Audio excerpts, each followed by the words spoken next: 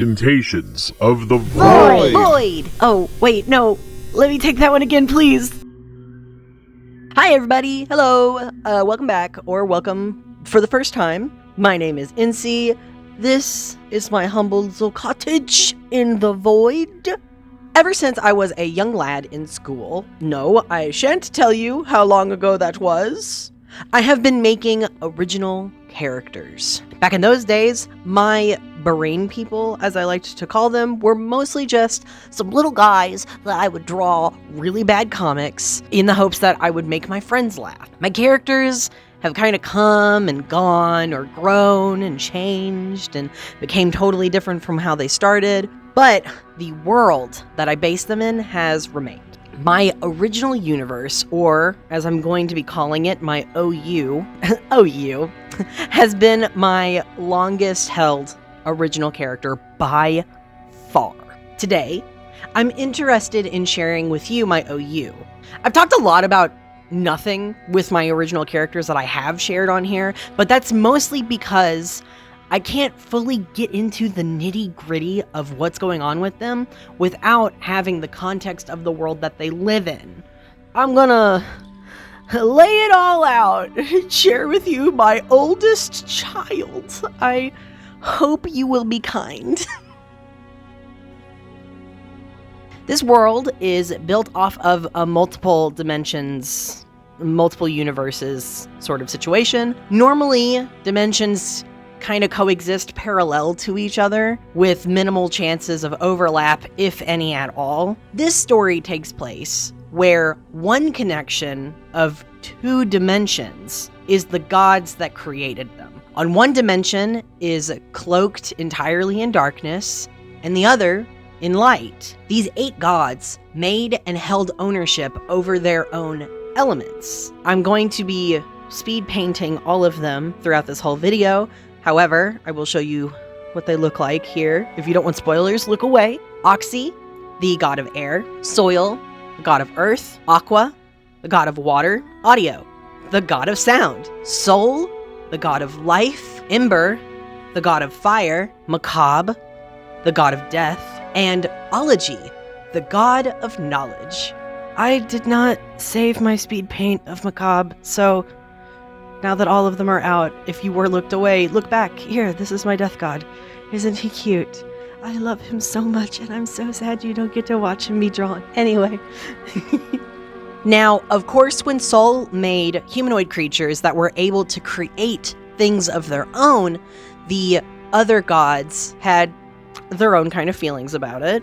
Mostly, they wanted to play with the little mortals too. Some even demanded that they would take mortals for themselves if they must. However, Soul is very kind and loves their siblings and is more than agreeable to the idea of sharing their gift of life with the other gods. But it is just sharing, so they all had to kind of work out their own little way to have that connection with mortals. Ember, Macabre, Ology, and Soil tends to favor voidlings, the creatures in the darkened dimension, where Soil, Artsy, Aqua, and Audio favored the world of light. However, even with the gods having their favorites, they would fight over and argue pretty much darn near every single humanoid that was being created. The gods could see the potential of every humanoid after all, and they each want to have the best little guy. It gave them a rush that I can only describe as a gambling addiction somebody would build off of blind boxes, gacha games, or TCG booster packs. Whenever a god had successfully claimed ownership over someone, that humanoid would have an invisible tether linking the mortal to a god. Everyone has a tether.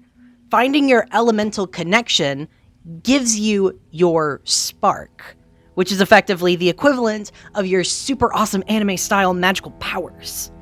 Some are closer to going Super Saiyan, where some are kind of more magical girl. But everyone has it. The kicker is that mostly voidlings know about this.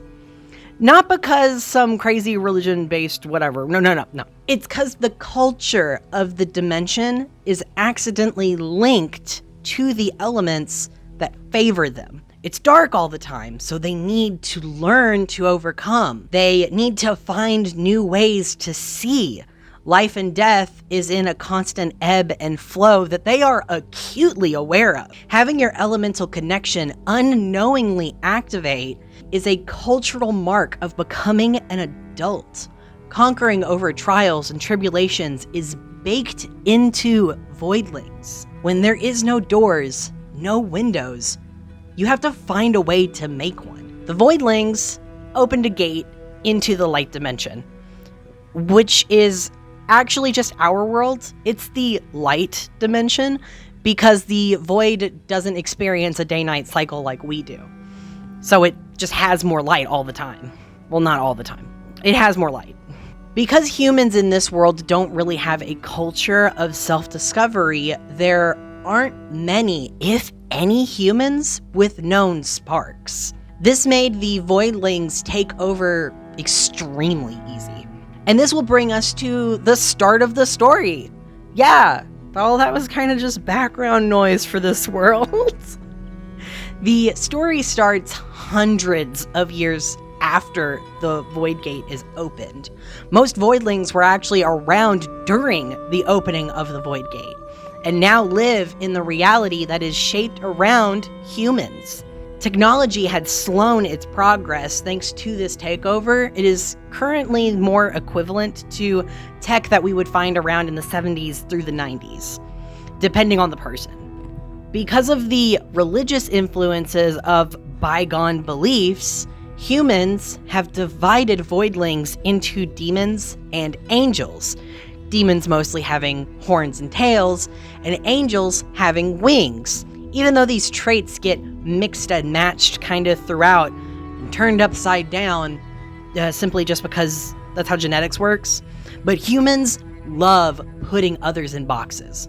Money is still in circulation. However, capitalism is a bit touch and go, as voidlings don't see the power that flows behind having paper. And then there's the anti-voidling organization that's running amok in the city, and I can feel myself starting to talk about my OCs instead of my OU, so I think this is a good place to stop. It's really a shame this story has gotten big enough in my mind that I get intimidated by the idea of tackling it and making it real.